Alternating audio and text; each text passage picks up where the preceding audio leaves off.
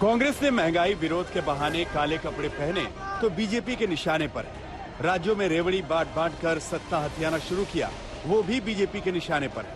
प्रधानमंत्री नरेंद्र मोदी ने पिछले कुछ दिनों में कांग्रेस और आम आदमी पार्टी की राजनीति को लेकर बड़े हमले किए। पहले सुनिए काले जादू वाला प्रहार। उन्हें पता नहीं है कि वो कितनी ही जाड़ फूट कर ले, इतना ही काला जादू कर ले, अंधविश्वास कर ले, जनता का विश्वास अब उन पर दोबारा कभी नहीं बन पाएगा। 3 अगस्त को बीजेपी लाल किले से विजय चौक तक तिरंगा यात्रा निकाल रही थी। आजादी के अमृत महोत्सव की खुशियां मना रही थी और एक दिन बाद 5 अगस्त को कांग्रेस काले कपड़ों में दिल्ली की सड़कों पर लोट कर प्रदर्शन कर रही थी। देश के बड़े मुद्दे पर अपनी आवाज उठाने की कोशिश कर रही थी।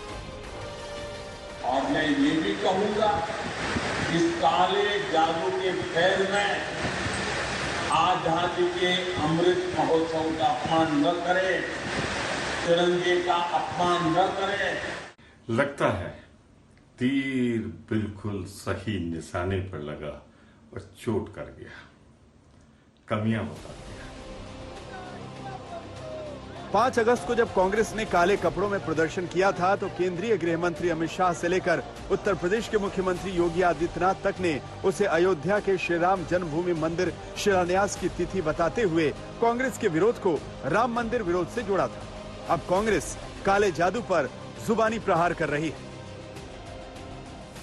एक ही चीज को प्रधानमंत्री जी, वो फोटो तो आपको याद होगी जब आप पवित्र नदी में काले कपड़े में खड़े होकर पवित्र मुहूर्त पर जल चढ़ा रहे थे। याद आया? आचमन भी किया था आपने। अब वो पूजा थी या टुटका थी, आप जानिए।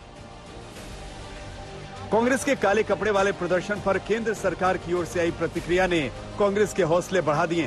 कांग्रेस पार्टी अब 17 अगस्त से 23 अगस्त तक देश भर के सभी विधानसभा क्षेत्रों में मंडियों, खुदरा बाजारों पर महंगाई चौपाल लगाएगी। इसके बाद 28 अगस्त को दिल्ली के रामलीला मैदान में महंगाई पर हल्ला बोल रैली करेगी और देश भर के राज्य, जिला और ब्लॉक स्तर पर दिल्ली चलो कार्यक्रम आयोजित करेगी। कांग्रेस का हौसला बढ़ते देख अब महंगाई के मुद्दे पर दूसरे दल भी बीजेपी पर हमला बोल रहे हैं। 2014 में लगभग केंद्र सरकार का 20 लाख करोड़ का बजट होता था। आज केंद्र सरकार का लगभग 40 लाख करोड़ का बजट है। तो ये सारा पैसा जा कहां रहा है? इन्होंने अपने दोस्तों के, इन्होंने बहुत सुपर रिच लोगों के, जो अरबपति लोग हैं, ऐसे ऐसे लोगों के इन्होंने 10 लाख करोड़ रुपए के कर्जे माफ कर दिए।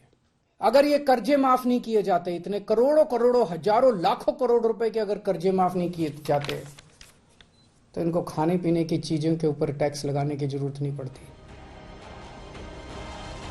हालांकि केंद्र सरकार के लिए महंगाई मुद्दा नहीं, मुद्दा रेवड़ी कल्चर, जिससे देश के टैक्स पेयर्स का पैसा राजनीतिक दल रेवड़ियां बांटने में खर्च कर रहे हैं। रेवड़ी कल्चर का मुद्दा सुप्रीम कोर्ट तक पहुंचा हुआ है।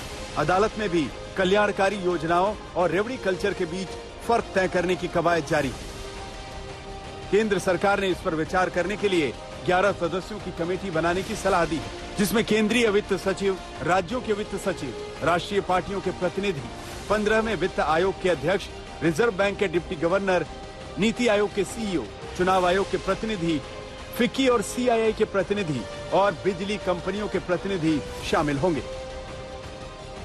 सुप्रीम कोर्ट ने केंद्र सरकार, चुनाव आयोग और राजनीतिक दलों से लिखित जवाब मांगा है।